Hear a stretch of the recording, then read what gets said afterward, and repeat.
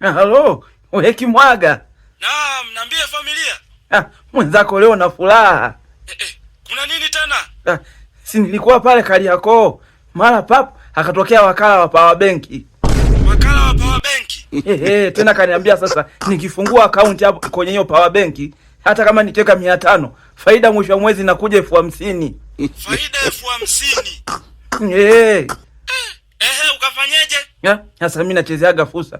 Hapo nikamchapa 50,000 anifungulia account ili mwisho wa mwezi nipige 500,000. 500,000? Power Bank nilibetia kuchajia simu. Kuchajia simu? Wewe umeshapigwa. Ulijua benki hela au? Mama yangu Shida ulikurupuka, ungeniambia mimi ningekupeleka CIDB, ungekufungulia account. Tena kuna hiyo inaitwa sim banking. Benki kimpango wako rafiki yangu.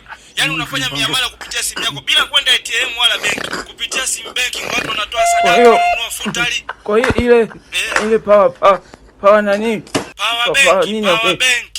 Hiyo. Hilo la kuchajia simu umeshapigwa. Mpaka naishiwa power.